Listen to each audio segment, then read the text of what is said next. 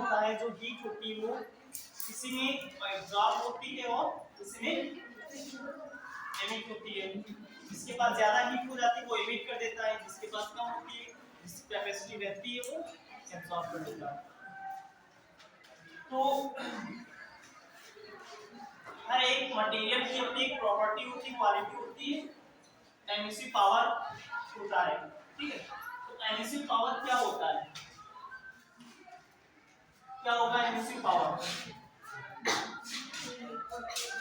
Emissive power means emission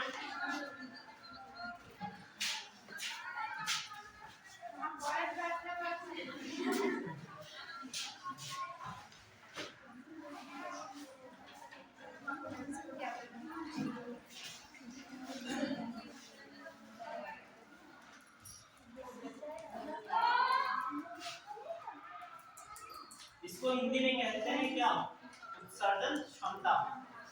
उत्सर्जन करने की क्षमता किसकी है और क्या।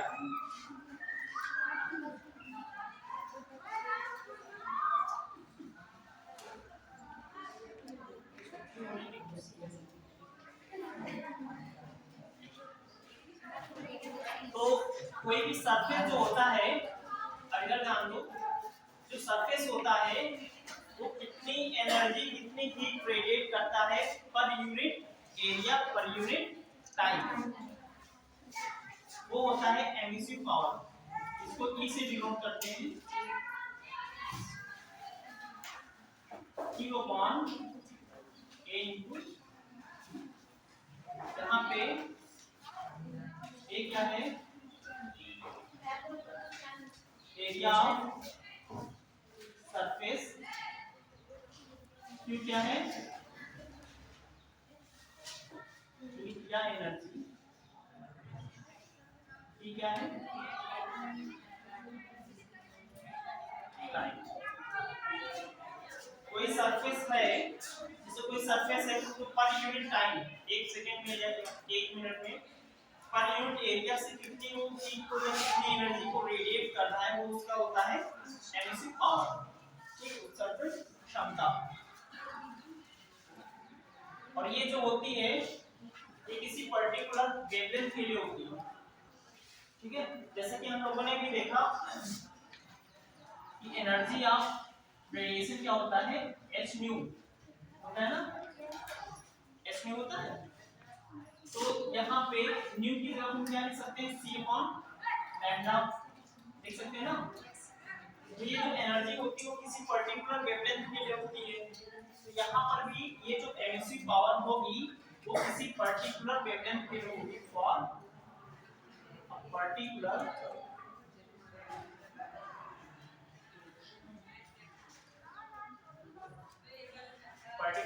वेवलेंथ। इसलिए इसको हम p लैम्डा से डिनोट करेंगे कि उस लैम्डा के लिए एमिसिव पावर क्या है। लैम्डा बदल देंगे तो एमिसिव पावर बदल जाएगा। जैसे कि रेड के लिए है, ये रेड कलर है तो रेड कलर के लिए इसका एमिसिव पावर ज्यादा होगा, बाकी कलर के लिए कम होगा। ठीक है, तो ये लैम्डा पे डिपेंड करती है।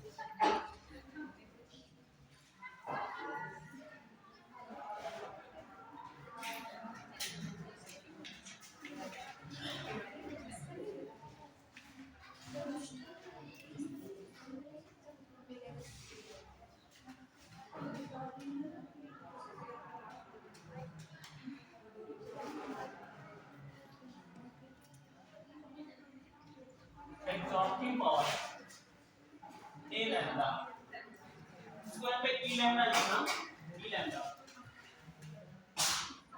ये क्या था, उत्सर्जन क्षमता, और ये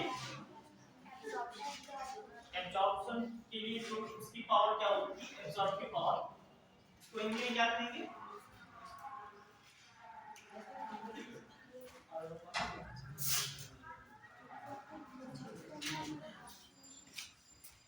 एब्जॉर्ब की पावर को हिंदी में क्या कहेंगे,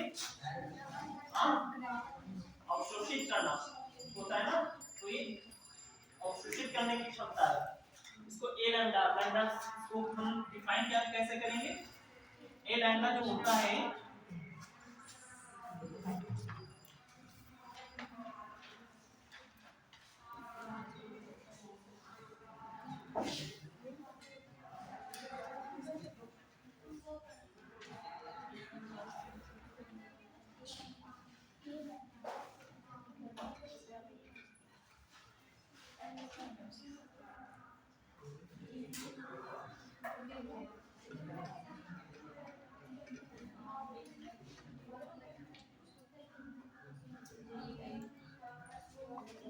जैसे कोई सरफेस है, ठीक है, कोई सरफेस है, उस पे कितनी लाइट पड़ रही, कितनी हीट पड़ रही, क्या एनर्जी उस पे टोटल आ रही है और वो कितना उसको एब्जॉर्ब कर पा रहा है, इसका जो रेशियो होगा वो होगा एब्जॉर्बिंग पावर।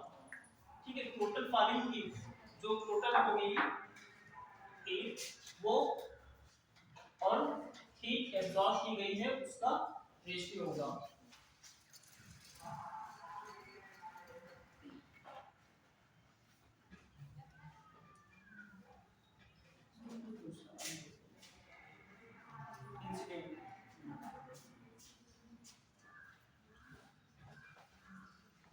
इंसिडेंट जो होगी, इंसिडेंस जितनी भी हीट होगी ये टोटल है डिनोमिनेटर में, न्यूमरेटर में एब्सॉर्ब।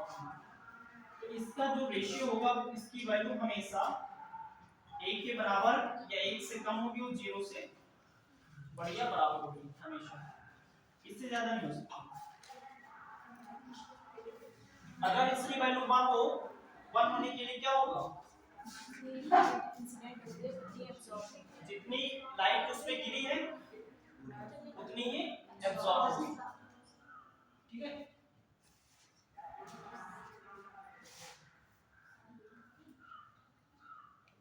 अब आते हैं ब्लैक बॉडी पे।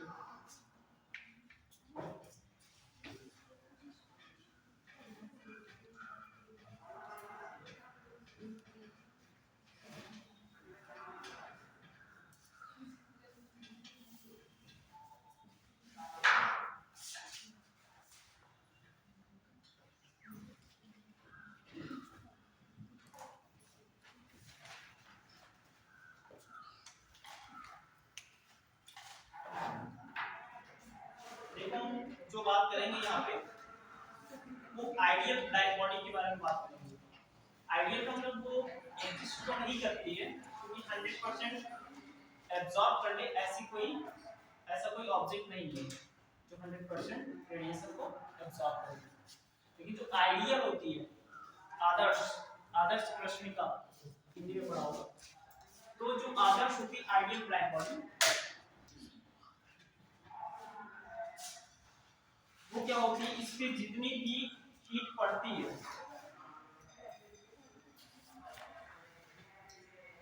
ये क्या होती है, कैविटी होती है, हीट एमिट और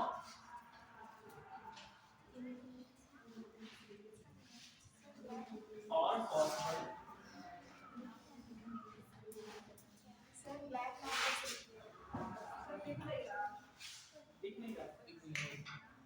ब्लैक वाला भी चल रहा है।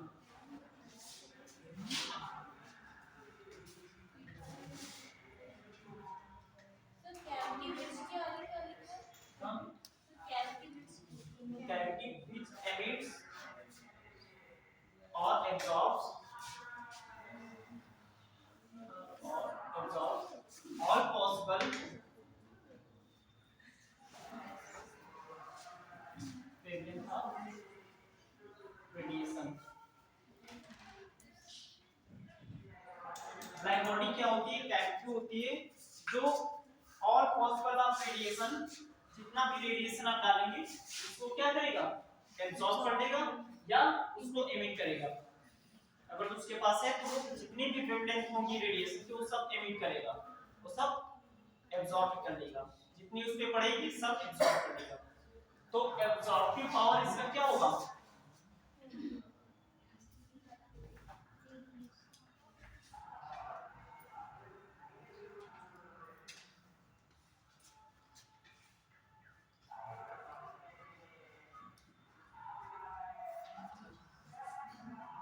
Absorbing power of black body, perfect black body या कहें आइडियल, परफेक्ट ब्लैक बॉडी और आइडियल ब्लैक बॉडी, इसका ए लैम्डा जो होता है 1 होता है। क्यों, क्योंकि जितना रेडिएशन उस पे इंसिडेंट हुआ वो सब का सब एब्जॉर्ब हो गया। तो ए की वैल्यू क्या होगी 1।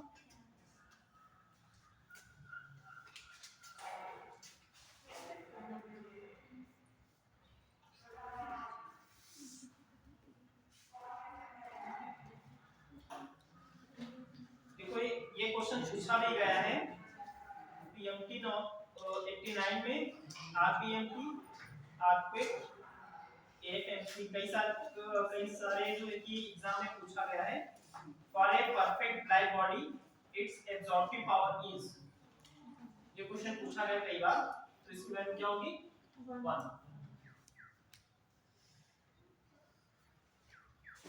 चलिए किरचॉफ्स लॉ,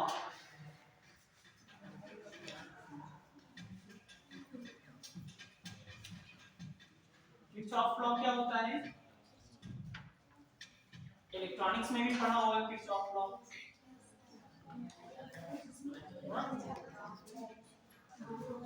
क्या होता है?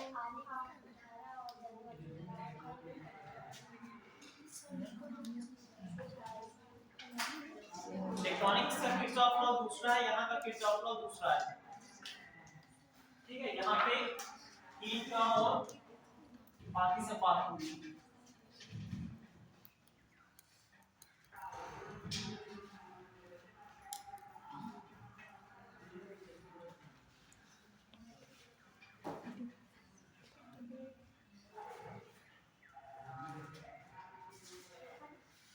किरचॉफ लॉ जो कहता है वो ये कहता है कि किसी पर्टिकुलर वेवलेंथ के लिए, जैसे हमारे पास ब्लैक बॉडी होगी, ठीक, बाकी सब सारी बॉडीज हैं सिस्टम में, तो ये कहा जाता है कि कोई भी बॉडी है अगर, तो किसी पर्टिकुलर वेवलेंथ के लिए जो उसका एमिसिव पावर है और एब्जॉर्प्टिव पावर है, इनका जो रेशियो है वो हमेशा कांस्टेंट रहेगा। कोई बॉडी है तो किसी पर्टिकुलर वेवलेंथ के लिए, हमने मान लिया कि रेड के लिए, ठीक है, तो रेड के लिए क्या होगा, उसका एब्जॉर्प्टिव पावर और एमिसिव पावर, एमिसिव पावर और एब्जॉर्प्टिव पावर, इनका रेशियो क्या होगा, कांस्टेंट होगा।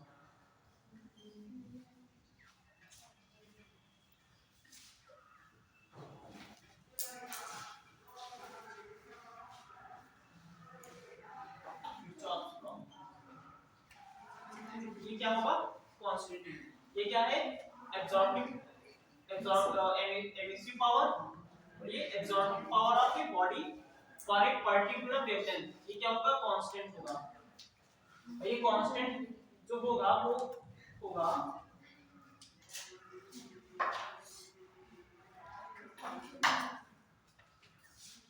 Emissive power of black body. ये क्या है, emissive power of black body, ठीक है। ये किसी एक बॉडी के लिए होगा, यही चीज equal E lambda upon A lambda दूसरी बॉडी के लिए होगा, ठीक है। बॉडी या सिस्टम कोई भी हो, उसका जो ये रेशियो होता है वो हमेशा कांस्टेंट होता है। वो कांस्टेंट क्या होता है, emissive power of black body. सिर्फ एमिसिव पावर इसका ब्लैक बॉडी का क्यों है, क्योंकि एब्जॉर्प्टिव पावर क्या होता है, 1 होता है। इसके डिनोमिनेटर में एब्जॉर्प्टिव पावर भी है, लेकिन वो क्या होता है, 1। तो ये चीज हमेशा ध्यान रखना कि E1 E lambda upon A lambda of any body is equal to E lambda. यहाँ पे जो एब्जॉर्प्टिव एमिसिव पावर है, इसकी यूनिट क्या होती है, इसका फॉर्मूला क्या होता है, E इक्वल टू क्या होता है, Q अपॉन AP है ना, तो इसका यूनिट क्या हो जाएगी, जूल पर मीटर स्क्वायर सेकंड। तो क्या होगा, जूल पर सेकंड क्या होगा, वाट, वाट पर मीटर स्क्वायर।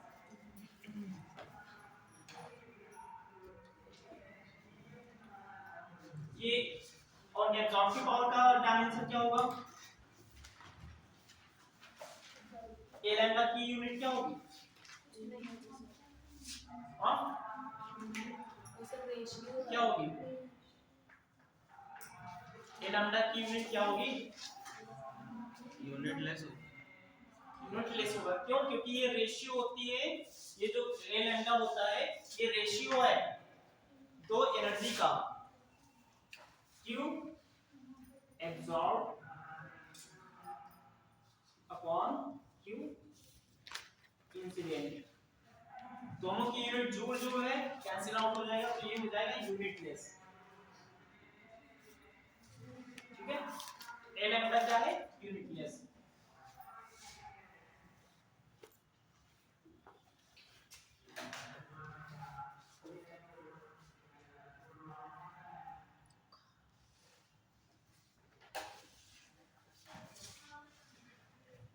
चलो इसी में लेके आते हैं।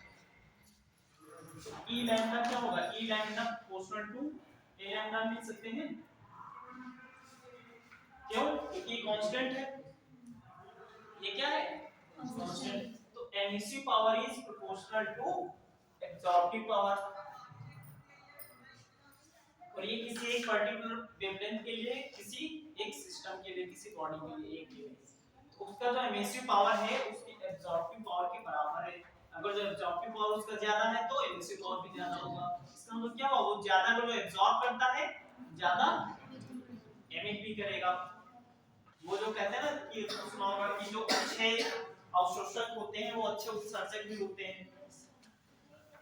Good emitter are good absorber. सुना है कि नहीं? इसी थर्मोडायनामिक्स में बताया जाता है कि जो अच्छे अवशोषक होते हैं वो अच्छे उत्सर्जक भी होते हैं। यहीं से बात आती है।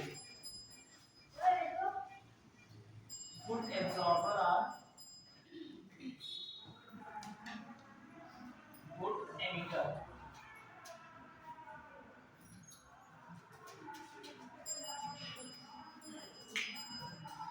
जो अच्छे उत्सर्जक होते हैं वो अच्छे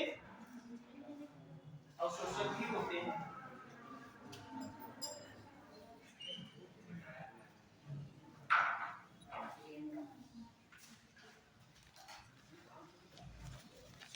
लिखिए तो क्या है?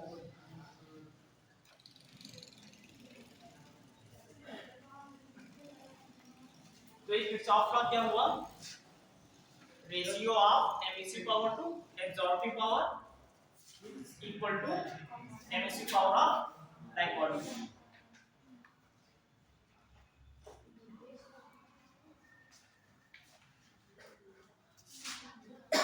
जैसे हमारे पास दो सिस्टम दिए गए हैं, इनका ई लैम्डा है, ए लैम्डा है, E1 E2 E1 है। इसका ई लैम्डा 2 है, ए लैम्डा 2 है। इसका जो रेशियो होगा वो इसके रेशियो के बराबर होगा, क्योंकि दोनों का रेशियो किसके बराबर होगा? एक कांस्टेंट के बराबर होगा जो कि है ई लैम्डा। इसलिए दोनों का ही रेशियो इक्वल हो जाएगा। कैसे? E lambda upon A lambda is equal to E lambda upon A lambda. ये किसके बराबर होगा? E lambda emissive power of black body.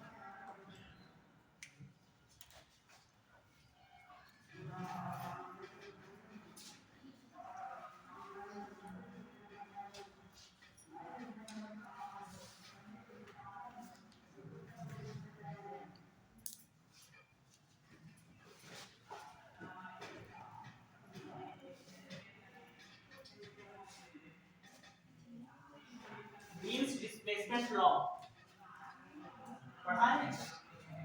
Means displacement law क्या होता है? मींस डिस्प्लेसमेंट लॉ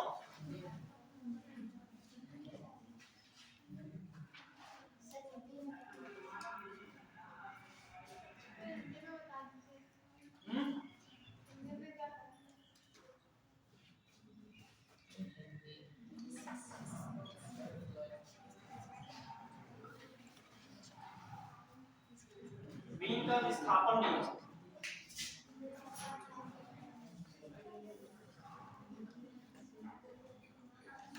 एक ब्लैक बॉडी के लिए होता है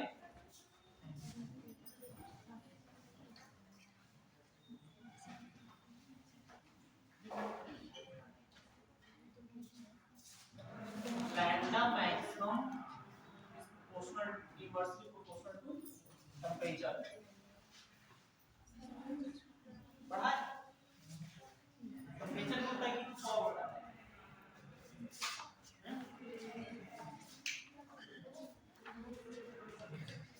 बताओ।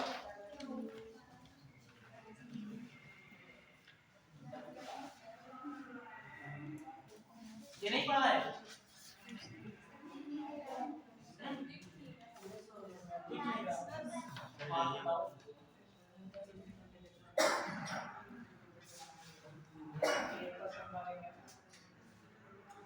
लैम्डा मैक्सिमम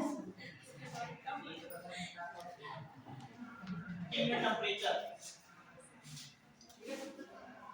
तो लैम्डा मैक्सिमम क्या जाता है V upon T, lambda maximum यहाँ पे V क्या है, Wien's displacement, Wien's constant, V है टेम्परेचर।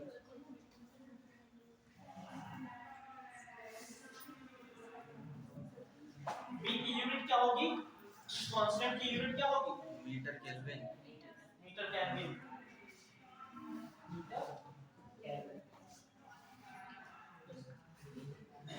तो इसका मतलब क्या हुआ, इस नियम का जो सेंस क्या होता है कि जब हमारे पास कोई ब्लैक बॉडी होती है उससे रेडिएशन निकल रहा होता है, ठीक है, कोई भी टेम्परेचर हो, किसी भी टेम्परेचर पर हम देखेंगे तो रेडिएशन निकलेगा, वो टेम्परेचर कोई भी हो, 100 हो, 200 हो, 300, सब पे जो कि रेडिएशन निकलेगा।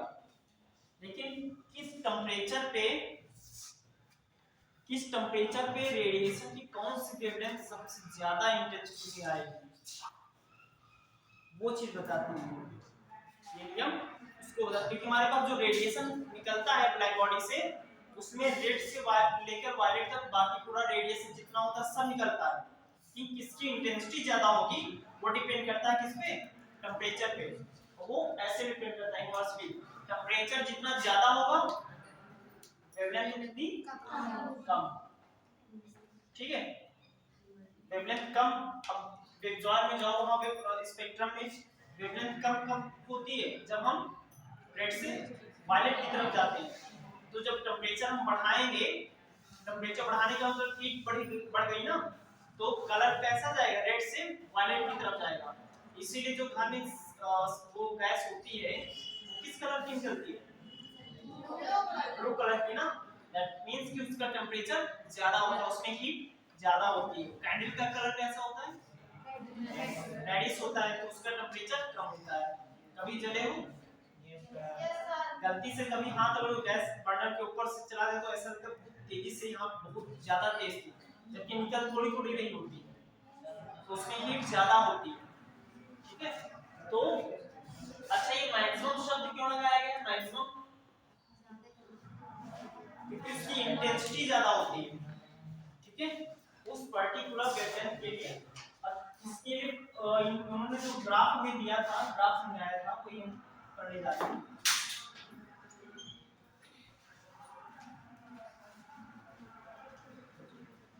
वाई एक्सिस पे इंटेंसिटी है,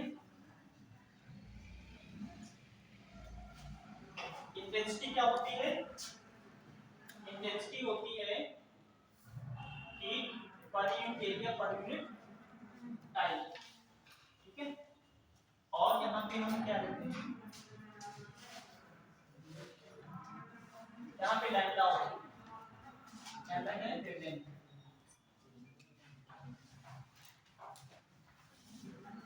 अगर हमारे पास कोई बॉडी ब्लैक बॉडी है, ठीक, उसका टेम्परेचर T है, तो इससे जो निकल रहा है रेडिएशन, हम इसका क्या करेंगे, ग्राफ प्लॉट करेंगे कि किसकी इंटेंसिटी कितनी है, तो एक वेवलेंथ हम बढ़ाते हुए जाएंगे ऐसे से, और सबके लिए देखेंगे कि उनकी इंटेंसिटी कुछ ऐसे आ रही है,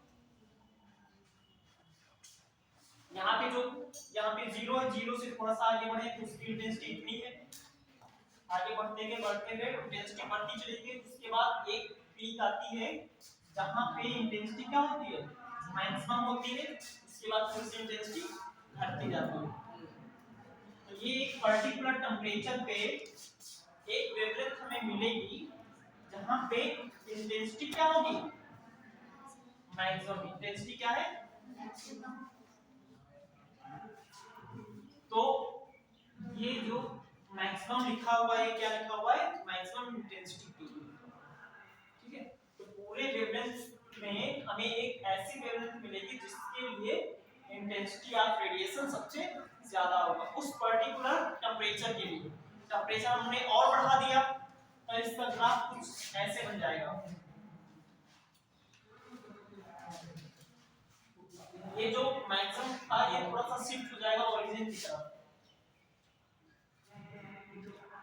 ये टेंपरेचर हमने T1 ले लिया जो कि ग्रेटर है T से, और थोड़ा सा बढ़ाएंगे तो ये थोड़ा सा और जो है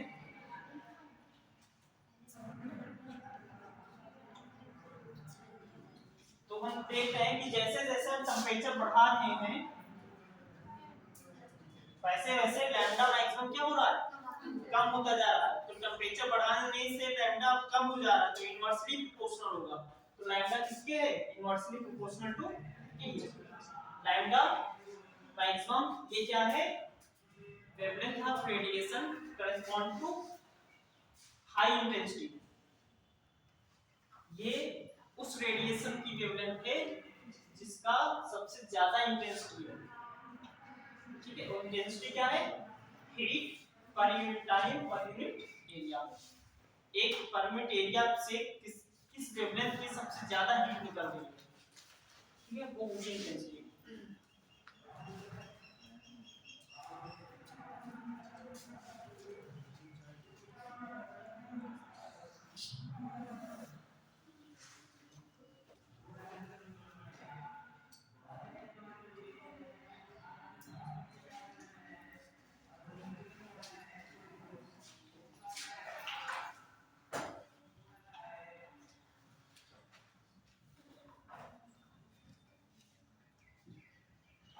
अब यहाँ पे हम देखेंगे कि लैम्डा मैक्सिमम जो है, ठीक है, जैसे जैसे टेंपरेचर बढ़ा रहे हैं लैम्डा मैक्सिमम हमारा छोटा होता चला जा रहा है, जीरो की तरफ होता जाता है। तो लैम्डा मैक्सिमम देखते हैं,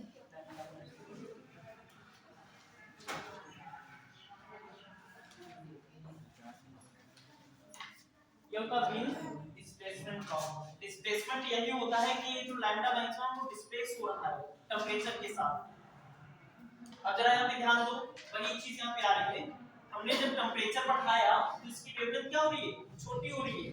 छोटी वेवलेंथ होने का मतलब है स्पेक्ट्रम में हम कहां जा रहे हैं, वायलेट की तरफ जा रहे हैं। ठीक है, जितना ब्लैक बॉडी का टेंपरेचर जितना ज्यादा होगा उतना हम वायलेट की तरफ शिफ्ट होंगे। और एक ऐसी भी सिचुएशन आती है जहां पे उसका कलर वाइट हो जाता है। वो कौन सा टेंपरेचर होता है, इस टेंपरेचर पे ब्लैक बॉडी का रेडिएशन वाइट हो जाता है। ये क्वेश्चन है होमवर्क में, ठीक है, बुक के लाना। इस टेंपरेचर पे रेडिएशन वाइट हो जाएगा, जो यहां से निकल रहा है वाइट होगा। तो अगर अगर हम टेंपरेचर इसका डाउन करेंगे, अगर इसका टेंपरेचर डाउन करेंगे तो क्या होगा, ये ऐसे इधर इधर ऐसे बनेगा, तो वेवलेंथ बढ़ती चली जाएगी। तो टेंपरेचर कम होने का मतलब है वेवलेंथ बढ़ना, मतलब कि हम रेड की तरफ जा रहे हैं। तो जो भी फ्लेम रेडिश में दिखेगी, रेड कलर की, तो हम समझेंगे कि उसका टेंपरेचर कम है। और जो वायलेट कलर में दिखेगी या ब्लू कलर में दिखेगी उसका टेंपरेचर ज्यादा है।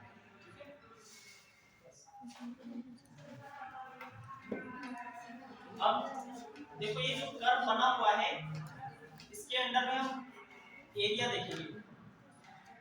ये जो कर्व बना हुआ है इसके अंदर जो एरिया है वो पावर बताता है, power of black body.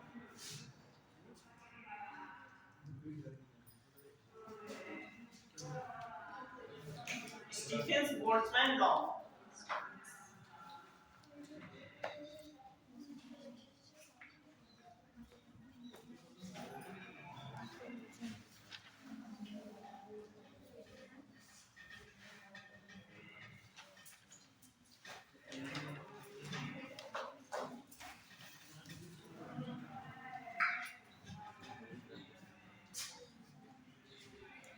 Stephen Boltzmann law या स्टीफन्स लॉ क्या होता है, पढ़ा है? स्टीफन्स लॉ क्या होता है, नहीं पढ़ा है?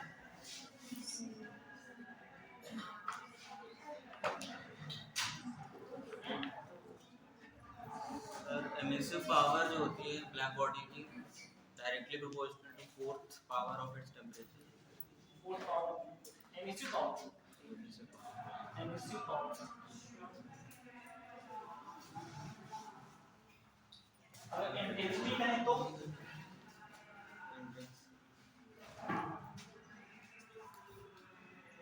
एमिसिव पावर क्या होता है? Emissive power of black body emissive power क्या होगा, डेफिनेशन क्या होगी, फॉर्मूला क्या होता है एमिसिव पावर का? Q/80। ठीक है, तो जो एमिसिव पावर होता है, इंटेंसिटी का फॉर्मूला भी हमने देखा है, इंटेंसिटी क्या होता है, Q/80। तो जो इंटेंसिटी होती है, इंटेंसिटी ऑफ रेडिएशन, जो ब्लैक बॉडी हमारे पास थी उससे जो रेडिएशन निकल रहा है, ठीक है, उससे जो रेडिएशन निकल रहा है उसकी इंटेंसिटी जो है उसके टेंपरेचर की फोर्थ पावर पे डिपेंड करती है, प्रोपोर्शनल होती है। वो होता है Stephen Boltzmann law.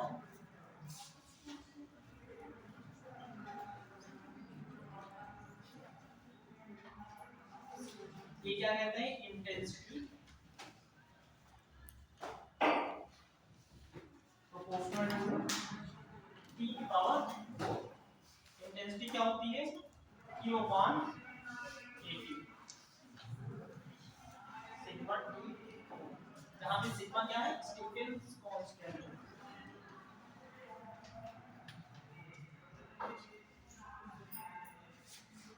Q equal to क्या हो जाएगा, सिग्मा ए टी की पावर 4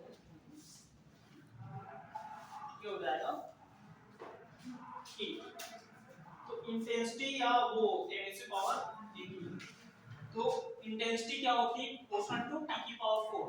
जो ब्लैक बॉडी है हमारे पास उससे जो भी रेडिएशन निकल रहा है उसकी इंटेंसिटी जो होगी टेंपरेचर पावर 4 पे डिपेंड करेगा।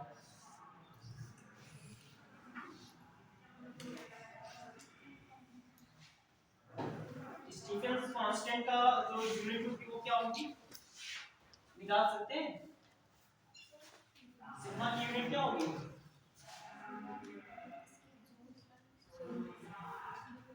इसकी यूनिट क्या होगी, सिग्मा इक्वल टू क्या होगा, Q अपॉन A की टी की पावर 4 क्या होगा, जूल पर मीटर स्क्वायर सेकंड और केल्विन की पावर 4। तो जूल सेकंड को क्या लिख सकते हैं, वाट लिख सकते हैं, तो हो जाएगा ये वाट पर मीटर स्क्वायर।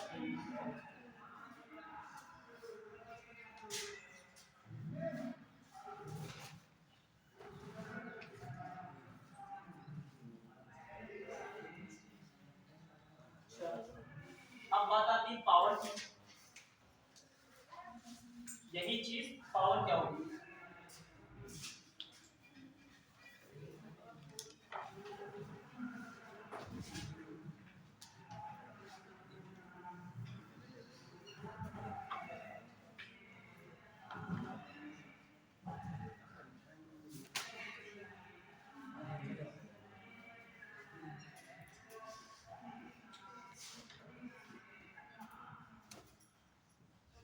पावर p क्या होता है, dq बाई dt होता है। और क्यों हमारे पास ये आया है, इसको टाइम के रिस्पेक्ट में डिफरेंशिएट करेंगे, इसको टाइम के रिस्पेक्ट में डिफरेंशिएट करेंगे तो हमारे पास बचेगा सिग्मा a टी की पावर।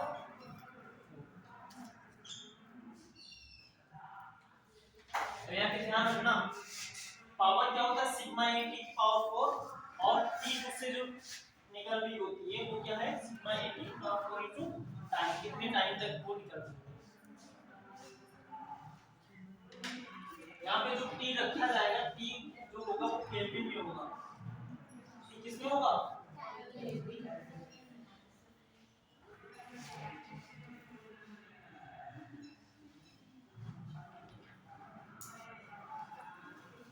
किसके लिए पावर, किसके लिए, ब्लैक बॉडी के लिए, ब्लैक बॉडी के लिए। अगर यही अदर बॉडी के लिए हो, ब्लैक बॉडी ना हो, P equal to E sigma A power 4। यहाँ पे E क्या है,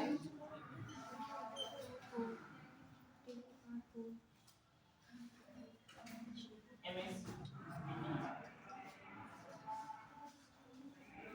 ये P क्या है, बैक बॉडी की है, ये P नॉट है अदर बॉडी। तो E इक्वल टू क्या हो जाएगा, इन दोनों का रेशियो ले लो, इसको जो है इससे डिवाइड करो, तो क्या होगा, E equal to P of body divided by P of back body. Emissivity जो होगी, एमिसिविटी किसी भी बॉडी की, वो क्या होगी, उस बॉडी के द्वारा एमिटेड जो पावर होगा और ब्लैक बॉडी का जो पावर होगा, इसलिए इसकी जो वैल्यू होगी E की हमेशा लेस और इक्वल टू 1 होगी। बाकी आप 0 से तो ज्यादा होगी।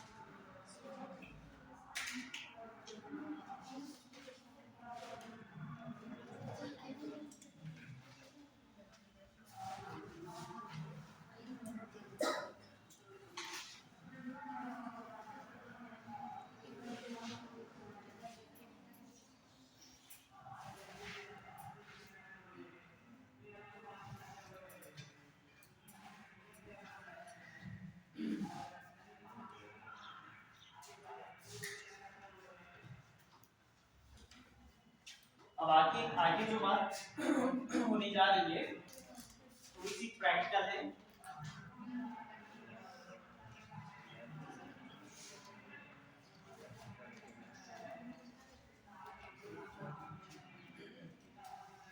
अब ठंडक आ गई है ना, चाय बन के आएगी, चाय बन के आएगी पास में। तो गर्मियों में क्या होता था, अगर 5 मिनट भी बैठ गए थोड़ी देर, तभी उतनी गर्म जो है वो ठंडी नहीं होती थी। अब अगर 2 मिनट भी बैठ गए ना, ठंडी हो जाएगी। क्यों ऐसा हुआ?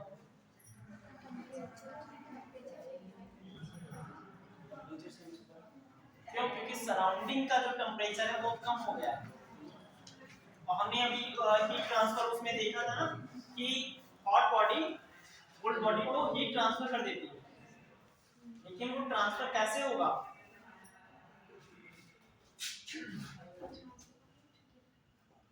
उसकी एक जब ट्रांसफर होने का कुछ रेट होगा ना, स्पीड होगी, कुछ रेट ऑफ ट्रांसफर होगा, कितनी तेजी से होगा? जितना ज्यादा टेम्परेचर डिफरेंस हो, जितना ज्यादा टेम्परेचर डिफरेंस उतना ज्यादा तेजी से। ठीक है, जाहिर सी बात है, जैसे कि देखा होगा वाटरफॉल होता है ना, लेवल का जितना ज्यादा डिफरेंस होता है उतनी तेजी से पानी गिरता है, जितना कम लेवल होता है उतना धीमे से गिरता है। तो वैसे ही अब यहाँ पे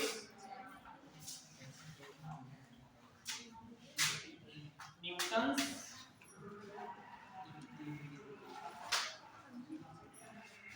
लॉ ऑफ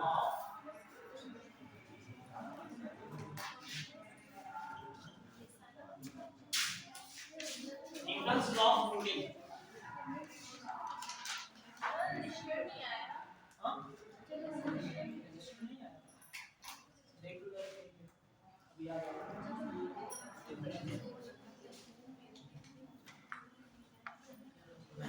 तो न्यूटन्स लॉ ऑफ कूलिंग, इसमें क्या होता है कि rate of change of temperature का होता है T बाई dt, ये इक्वल टू होना चाहिए, प्रोपोर्शनल होता है temperature of body minus temperature of surrounding. देखो जो rate of change of temperature नहीं दिख रहा है, जो मैं बोल रहा हूँ सुनो, वहां पे जितनी दूर जाएंगे 5-10 मिनट हो जाएगा।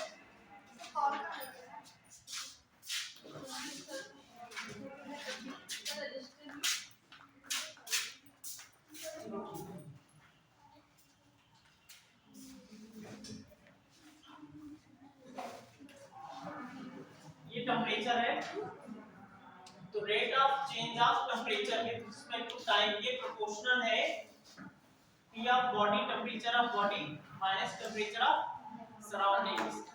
ठीक है, जैसे कप में चाय है तो वो क्या है T ऑफ बॉडी, उसका टेम्परेचर हमने खोला के अगर जो चाय डाली ना तो उसका टेम्परेचर 100 है।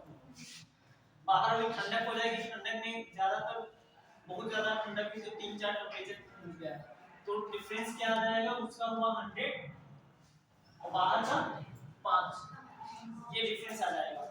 तो डिफरेंस ज्यादा आ जाएगा ना तो चाय उतनी तेजी से ठंडी होगी, ये डिफरेंस कम होगा तो उसकी स्पीड कम हो जाएगी। ठीक है, तो ये होगा अब डेल्टा टी और टी, इसमें क्या होगा, हमने मान लिया कि टी टाइम में टेम्परेचर उसका T1 से T2 हुआ है, तो जब प्रोपोर्शनली हटेगा तो कांस्टेंट आ जाएगा, कोई कांस्टेंट नहीं आ जाएगा, तो ये टेम्परेचर T1 से T2 जाएगा तो यहाँ पे डिफरेंस आ जाएगा T1 minus T2 upon time, और यहाँ पे टेम्परेचर ऑफ बॉडी जो होगी ना वो T1 ही किया जाएगा, वो इन दोनों का रेशियो किया जाएगा T1 plus T2 by 2 minus T surrounding.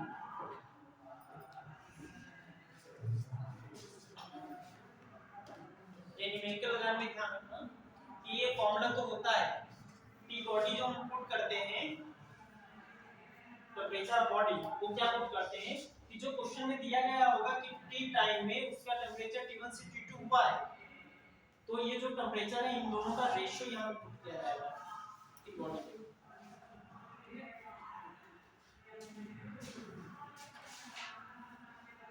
Marker मंगवाई देते हैं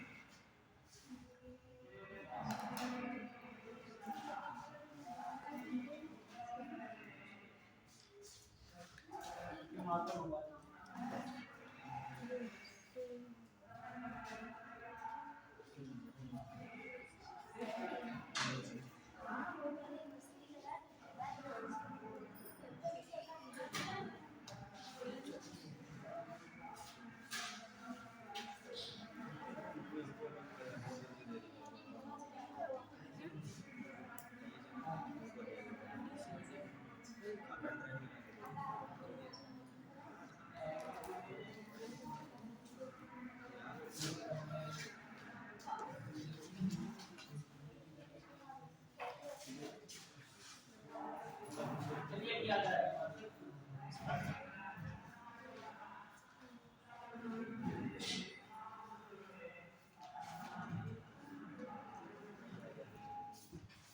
तो जो हम लोग शिकायत करते हैं कि ठंडक में चाय बहुत तेजी से ठंडी क्यों हो जाती है, उसका कारण यही है कि टेम्परेचर डिफरेंस ज्यादा हो गया।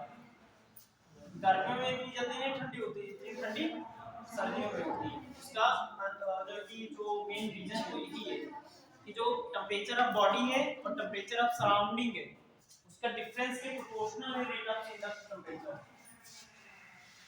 रेट ऑफ कूलिंग जो है उस टेम्परेचर डिफरेंस के प्रोपोर्शनल है, जितना ज्यादा डिफरेंस उतनी जल्दी वो उतनी ज्यादा दर से वो ठंडा होगा।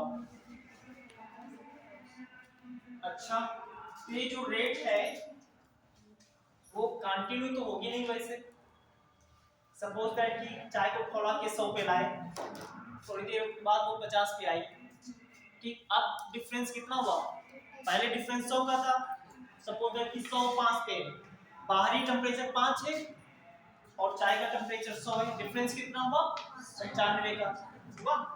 अब चाय ठंडी होगी कितने पे आई, 50 पे आई। अब डिफरेंस 45 का है। तो अब जो कूलिंग होगी ना धीरे होगी, अब जो कूलिंग होगी धीरे होगी, स्लो होगी, पहले फास्ट। क्यों? क्योंकि डिफरेंस ज्यादा था, पहले डिफरेंस ज्यादा था। तो जो ठंडे होने की दर है स्टार्टिंग में ज्यादा होगी, धीरे धीरे कम होती चली जाएगी। एक तरीके से हम ये करें, अगर तो ग्राफ प्लॉट करें ना तो कुछ गिरती हुई ऐसे आएगी,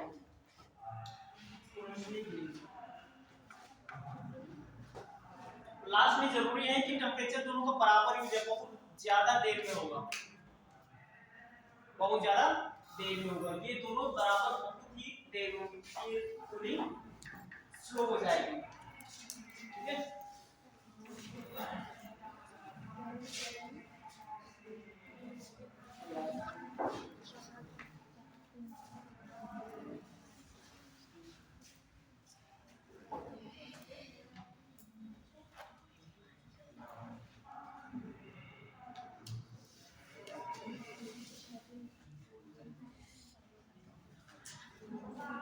चलो 2002 में एक क्वेश्चन पूछा गया है, क्वेश्चन देख लेते हैं। 2002 में पूछा गया था क्वेश्चन, सुन लेना।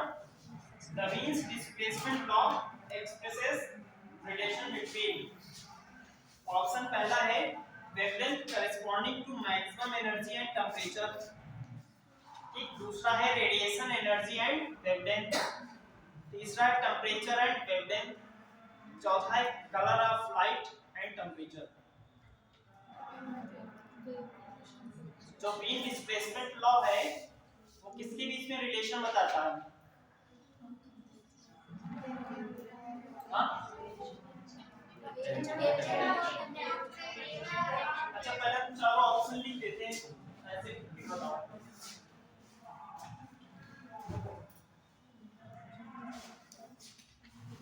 पहला है wavelength corresponding to maximum energy and temperature, दूसरा है radiation energy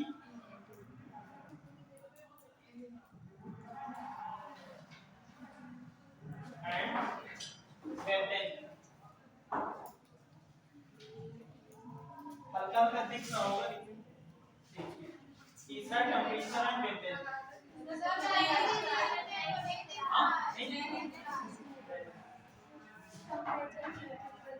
temperature and wavelength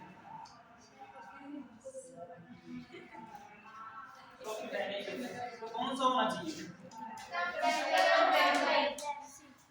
क्यों? उसमें तो लैम्डा मैक्सिमम था, corresponding to maximum energy, maximum intensity। हाँ?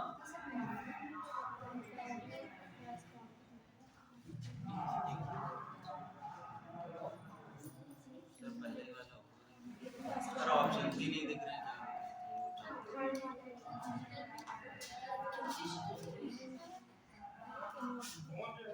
क्लास खत्म होने के बाद मोड और ये वो आएगा, उसको रखवा दीजिएगा। अभी जानता नहीं, नया क्लास आ जाए नहीं, थोड़ा सा कॉपरेट करो। सर रजिस्टर नहीं थी अभी आ जाएगा। तो देखो ये वाला जो पहला वाला ऑप्शन दिया गया ना, कंफ्यूज करने के लिए दिया गया है। Wavelength corresponds to maximum energy and temperature, wavelength correspond to maximum energy, और वहां पे जो लैम्डा मैक्सिमम था वो किसके लिए था? Wavelength for maximum intensity, not for maximum energy. ठीक है, तो जो मींस डिस्प्लेसमेंट लॉ है वो टेंपरेचर और वेवलेंथ के सिंपल जस्ट सा रिलेशन बताता है।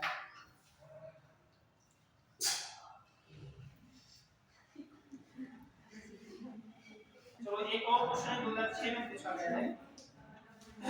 A black body at 1227 degrees Celsius emit radiation with maximum intensity at a wavelength of 5000 angstrom. If the temperature of the body is increased by 1000 degrees Celsius, maximum intensity will be observed. चलो इसको करते हैं.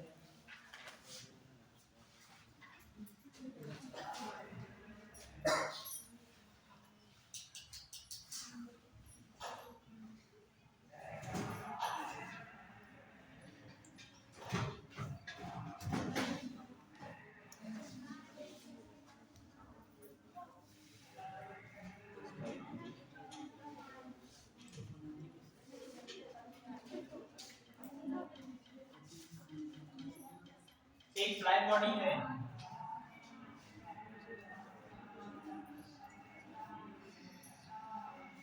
ठीक है, इसका temperature है 1227 degree Celsius, 1227 degree Celsius है, और ये इमिट करता है रेडिएशन मैक्सिमम इंटेंसिटी का एट अ वेवलेंथ 5000 एंगस्ट्रॉम. कह रहे हैं कि ये 5000 एंगस्ट्रॉम की जो वेवलेंथ है इसमें हमें मैक्सिमम इंटेंसिटी मिल रही है, तो इसका मतलब क्या हुआ, ये क्या है, लैम्डा मैक्सिमम, ठीक है, और इसका टेम्परेचर ये है इस समय. अब ये पूछ रहे हैं कि अगर इसका टेम्परेचर, क्वेश्चन क्या कहा गया है, if the temperature of the body is increased by 1000 degree Celsius, increased by 1000, that means कि जितना है उसमें 1000 और ऐड कर देंगे, ठीक है.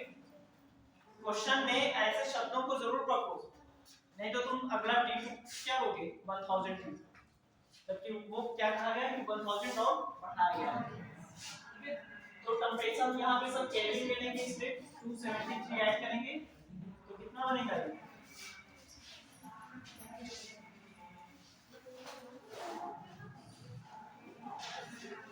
बनाना 1300 केल्विन.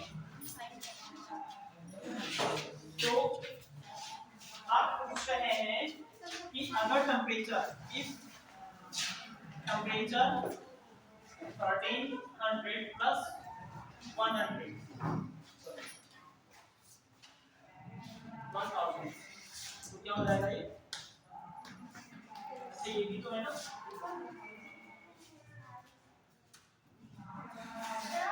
हाँ, तो केल्विन में चेंज किया ना डिग्री सेल्सियस में. कौन पूछा है, किसने पूछा है, अभी हम थर्मोडायनामिक्स नहीं ही चल रहे हैं, ठीक है.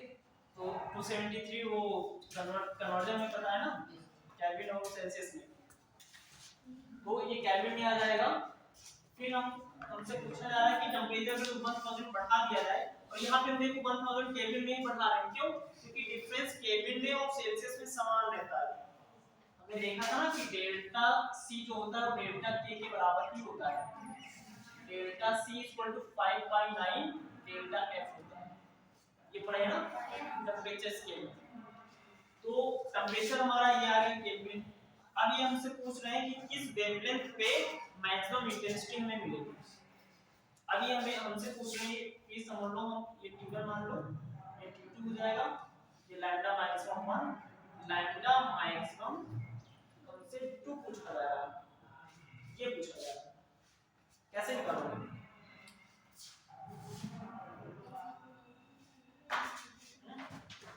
तो lambda max 1 upon lambda max 2 equal to T2/T.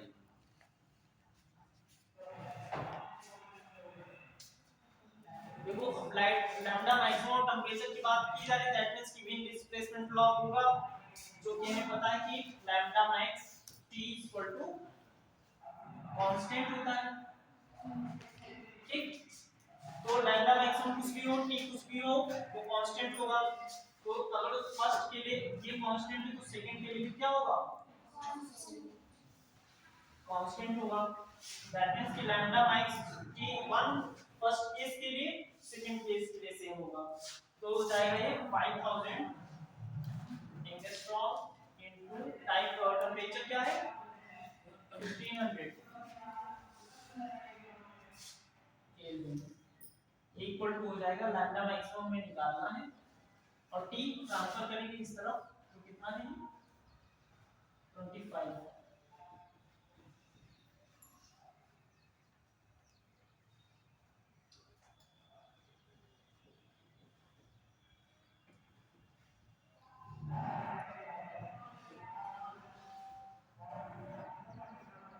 Lambda maximum क्या हो गया हमारा 300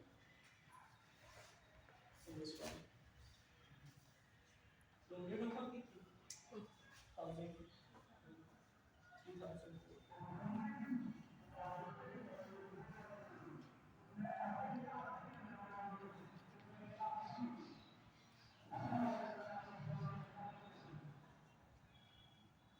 अच्छा एक क्वेश्चन पूछा गया है कि colour of shining bright star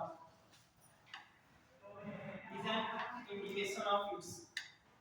अगर हमें कोई दूर एक तारा दिखाई दे रहा है, ठीक है, जो कुछ थोड़ा सा रेडिश दिख रहा है, लाल दिख रहा है और कुछ येलो दिख रहा है, येलो कलर में, तो हम क्या पता लगाएंगे किसका टेंपरेचर ज्यादा होगा?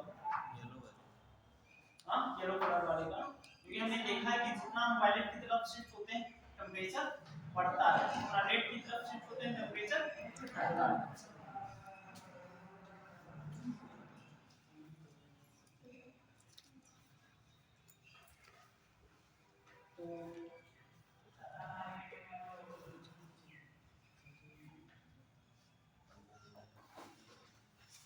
ये चीज हो गई ब्लैक बॉडी ये प्रॉपर्टीज ऑफ मैटर में।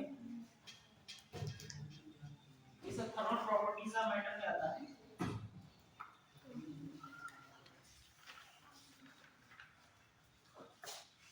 Zeroth law of thermodynamics.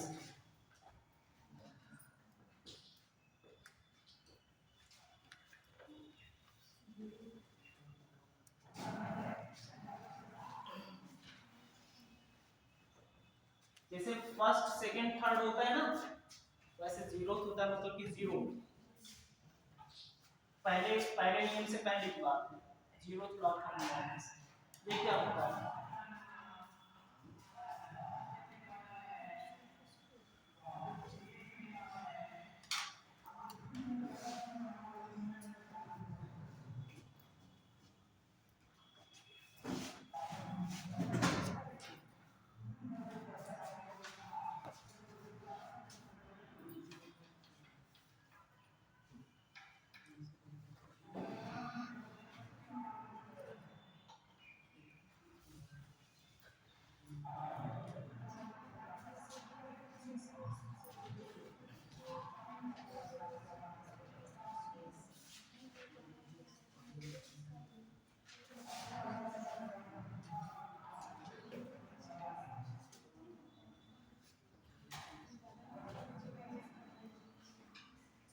Thermal equilibrium, thermal equilibrium. तो जीरोथ लॉ ऑफ थर्मोडायनेमिक्स क्या कहता है? जैसे कि यहाँ पे तीन चैम्बर में दिख रहा है, तीन चैम्बर में ये यहाँ पे जो वॉल है ये कंडक्टिंग वॉल है, हीट कंडक्टिंग वॉल, और ये हीट रेजिस्टेंस वॉल है। यहाँ से यहाँ हीट का ट्रांसफर नहीं होगा, ये कंडक्टिंग है तो हीट का ट्रांसफर होगा। तो ये अब उससे पहले ये बात समझ कि थर्मल इक्विलिब्रियम क्या होता है। जैसे थोड़ा सा फ्लूइड मैकेनिक्स की हम बात करेंगे यहाँ पे। फ्लूइड में अगर ये टैंक फुल है यहाँ तक ऊपर तक, ठीक, और ये पूरा खाली है, ये पूरा एम्प्टी है, और नीचे से एक पाइप इसमें जोड़ दें तो क्या होगा? इसका जितना पानी सब इसमें आ जाएगा बराबर में ना। जब बराबर में आ जाएगा उसी सिचुएशन को कहते हैं इक्विलिब्रियम, लेवल इक्विलिब्रियम में आ जाएगा। दोनों का लेवल क्या हो जाएगा? बराबर हो जाएगा, इक्विलिब्रियम में आ जाएगा। जहां पे बात की जाए थर्मल इक्विलिब्रियम, तो वहां पे लेवल का इक्विलिब्रियम था, यहाँ पे थर्मल मींस टेंपरेचर का इक्विलिब्रियम। जब टेंपरेचर सेम हो जाए, ठीक है, तो यहाँ पे क्या होता है कि यहाँ से अगर जो इसको हम हीट दे दिए तो क्या करेगा? ये हीट इधर ट्रांसफर करेगा, क्योंकि इधर तो कर नहीं पाएगा, कंडक्टिंग है, तो टेंपरेचर टेम्परेचर इधर से इधर जो कि हीट को ट्रांसफर करेगा, तो दोनों का टेम्परेचर एक समय के बाद क्या हो जाएगा, बराबर हो जाएगा। और ये इससे जुड़ा हुआ है, तो ये अपनी हीट थोड़ी इसको भी दे देगा, तो ये तीनों एक तरीके से क्या आ जाएंगे, इक्विलिब्रियम में आ जाएंगे। तो इनका कहना ये है इस नियम का कि अगर A C के साथ इक्विलिब्रियम में है, B C के साथ इक्विलिब्रियम में है, अलग अलग, तो हम कह सकते हैं कि A और B इक्विलिब्रियम में होंगे। ठीक है, तो ये क्या कहता है, इफ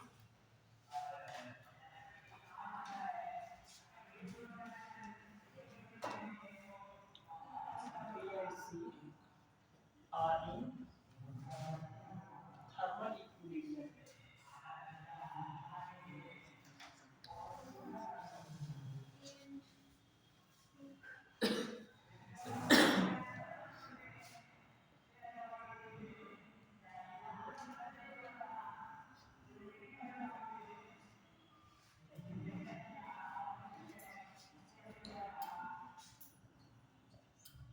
देखो A और B को क्यों इक्विलिब्रियम में माना जा रहा है, क्योंकि इनके बीच में कोई भी रेडिएशन का जो भी हीट का ट्रांसफर नहीं हो रहा था, वो किसके थ्रू हुआ है, C के थ्रू हुआ है।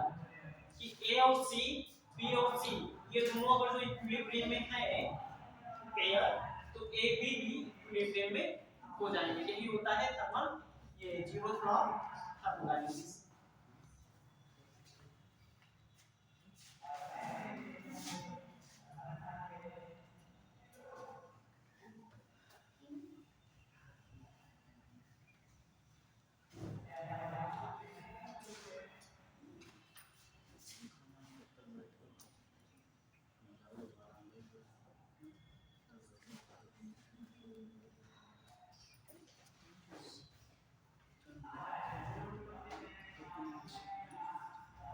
फर्स्ट लॉ ऑफ थर्मोडायनामिक्स, यहां से देखो, यहां से कांसेप्ट ऑफ टेंपरेचर आता है, concept of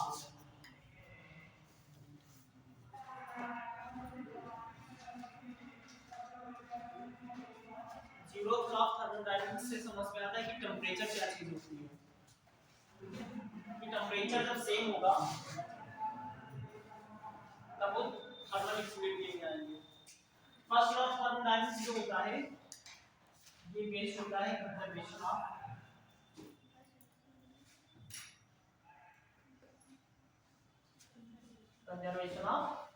energy. Conservation of energy का मतलब क्या हुआ कि एनर्जी जो है वो सब यूटिलाइज हो जाए किसी दूसरे फॉर्म में, कहीं पर भी उसका वेस्ट नहीं है, ना तो कहीं से भी नई एनर्जी वहां पे जनरेट हो रही है। फर्स्ट ऑफ थर्मोडायनामिक्स का एग्जांपल, सबसे अच्छा एग्जांपल नहीं, उसको आप समझ सकते हैं ऐसे कि जैसे आपको घर पे कुछ, अभी दीपावली आ रही है, सामान मंगवाने के लिए कुछ पैसा दिया जाएगा, ठीक है, जैसे आपको 500 रुपए दिए गए कोई सामान लाने के लिए, ठीक, तुम गए मार्केट, कहीं पे 500 का ही मिला, तो तुमने सोचा चलो दूसरी जगह पता करते हैं, हो सकता है 450 का मिल जाए, बोल लिया 450 का ले लिया, 50 रुपए जो बच गए वो तुम जाके कहीं पे खा पी लिए, अपनी एनर्जी बढ़ा ली, ठीक है। तो जितने पैसे थे वो सब यूटिलाइज हो गए प्रोडक्ट लेने में और अपनी एनर्जी बढ़ाने में। तो वैसे यहाँ पर होता है, किसी भी सिस्टम को अगर हीट दी जाती है, किसी भी सिस्टम को हीट दी जाती है, तो वो वर्क करने में उसे खत्म करती है और अपनी इंटरनल एनर्जी में खर्च करती है। ये क्या है, दी गई हीट या ऊर्जा जो भी है, दी गई एनर्जी जो है वो वर्क डन और इंटरनल एनर्जी में खर्च होगी, तो टोटल एनर्जी यहाँ पे चलेगी, इसीलिए इसको कहते हैं कंजर्वेशन ऑफ एनर्जी, क्योंकि जितनी एनर्जी थी वो सबके सब यूटिलाइज हुई वर्क करने में और इंटरनल एनर्जी बढ़ाने में। इंटरनल एनर्जी जब बढ़ती है तो क्या बढ़ता है, टेम्परेचर। जब इंटरनल एनर्जी बढ़ती है तो टेम्परेचर बढ़ेगा क्योंकि उसके पास हीट गई है ना, उष्मा गई है। इसको कुछ ऐसे लिखते हैं dQ equal to du plus dW। Equation form में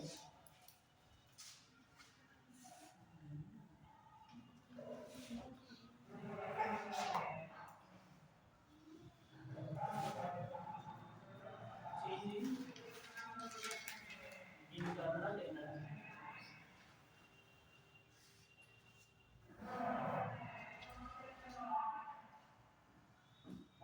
वर्क डन।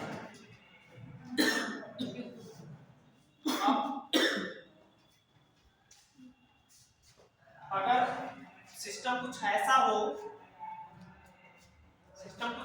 कि तुम्हें घर से भेज दिया गया जाओ सामान लेके आओ, सामान बता दिया कि ये लेके आना, तुमको पैसे ना दिए गए, कहां से लेके आओगे?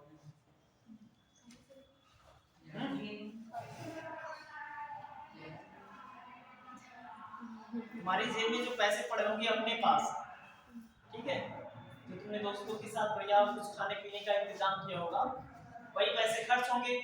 तुम्हारी मतलब कि इंटरनल चीज, तुम्हारी अपनी जो कि पॉकेट मनी खर्च होगी, ठीक है। तो वैसे ही जब सिस्टम को हीट ना तो दी जाए ना तो ली जाए, ठीक है, और उससे वर्क डन कराया जाए, तो उसकी जो इंटरनल एनर्जी होती है वो खर्च होती है। और इंटरनल एनर्जी का खर्च होने का मतलब क्या हुआ? टेम्परेचर का घटना, ठीक है। जैसे टायर जब पंक्चर होता है तो उसकी हवा में ठंडी क्यों लगती है? तेजी से तो निकलती है, तेजी से तो हवा भी चलती है, गर्म हवा भी चलती है, ठंडी क्यों नहीं लगती? क्योंकि जब टायर पंक्चर होता है तो उसके अंदर प्रेशर से हवा भरी होती है, वो हवा बाहर आने के लिए कुछ वर्क डन कर रही है ना, तो उस वर्क डन में वो अपनी इंटरनल एनर्जी खर्च कर रही है।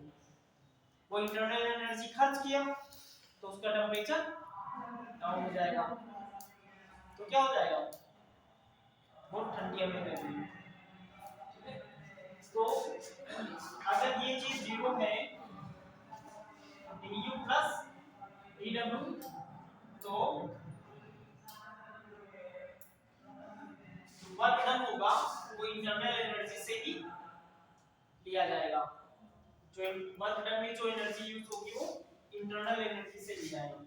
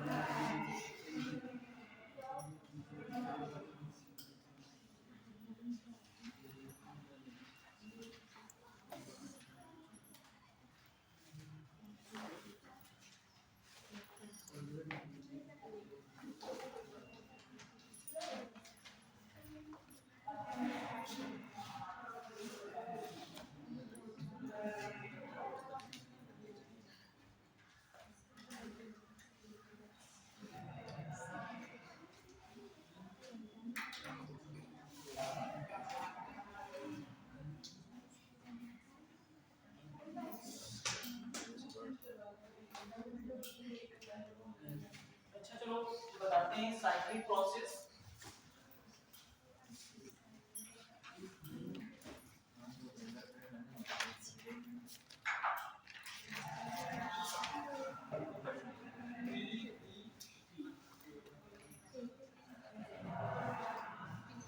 प्रेशर, वॉल्यूम और टेम्परेचर, ये वेरिएबल्स यहाँ पे हम पढ़ेंगे। इन्हीं के बीच में जो ग्राफ होते हैं सबसे ज्यादा थर्मोडायनेमिक्स में ग्राफ पूछे जाते हैं। ठीक है, ग्राफ पूछे जाते हैं।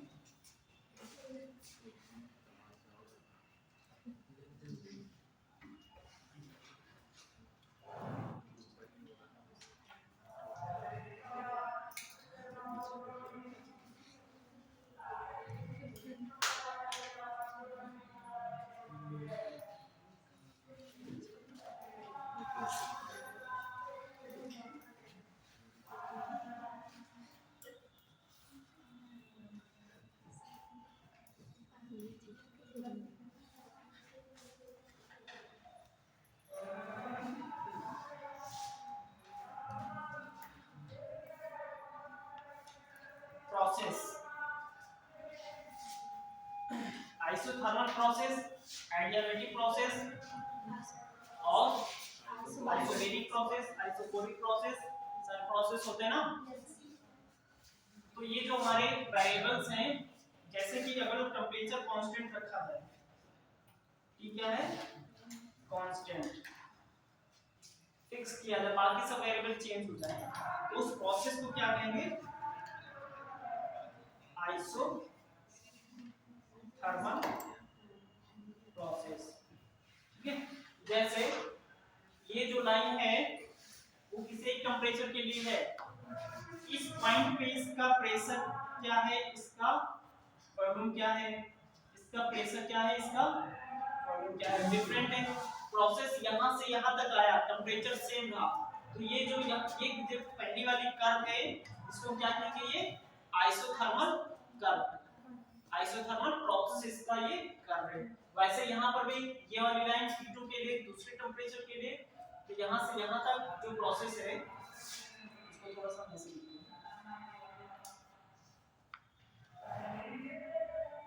ये जो प्रोसेस है यहाँ से यहाँ तक आने का ये क्या है, आइसोथर्मल है।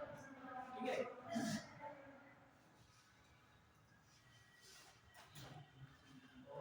और दूसरा क्या होता है, अगला आइसोबैरिक, तीसरा क्या होता है,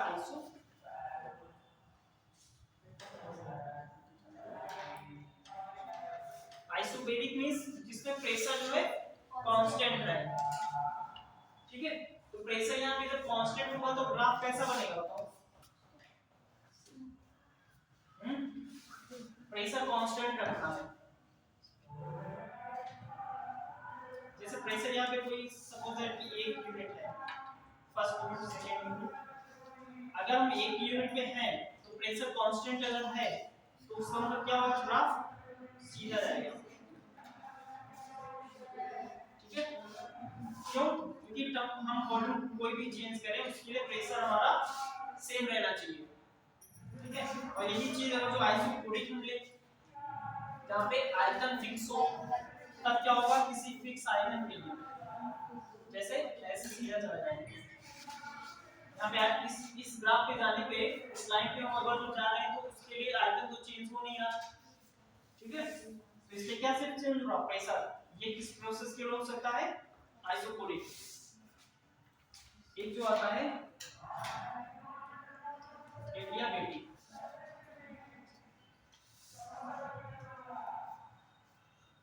ये क्या होता है, इसको हम कह सकते हैं जो अचानक चेंज होता है, रैपिडली जो ग्रोथ या फॉल होता है वो एडियाबैटिक होता है। जैसे इसमें देखो ये अचानक से गिरा है, यहाँ पे ये अचानक से यहाँ पे ग्रोथ हुई है, तो ये जो प्रोसेस है किसकी है, एडियाबैटिक है। ठीक है, जो रैपिड डिफरेंस होता है वो एडियाबैटिक का होता है।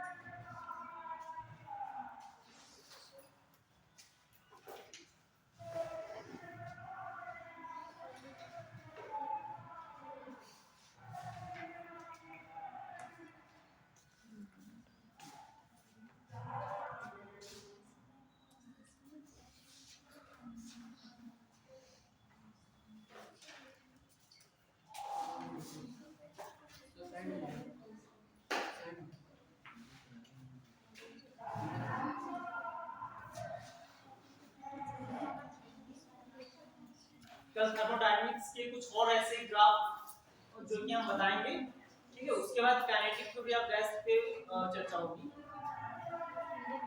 मतलब कि नेक्स्ट लेक्चर में। आइसोथर्मल, यहाँ पे जो मैंने ग्राफ बनाया है पीवी का है, ठीक है, प्रेशर वॉल्यूम का। इसमें जो ये कर्व एक होता है वो किसी एक टेंपरेचर के लिए होता है। तो यहाँ पे किसी एक स्टेट थी जहाँ पे प्रेशर था कुछ और कुछ वॉल्यूम था, यहाँ से चेंज हुआ और यहाँ पे अलग प्रेशर और अलग वॉल्यूम पे आ गया। तो इस प्रोसेस में टेंपरेचर सेम रहा, तो ये जो प्रोसेस होगा वो आइसोथर्मल प्रोसेस होगा। यहाँ पे जो रैपिड डिक्रीज होता है या रैपिड इंक्रीज होगा वो क्या होगा, एडियाबेटिक।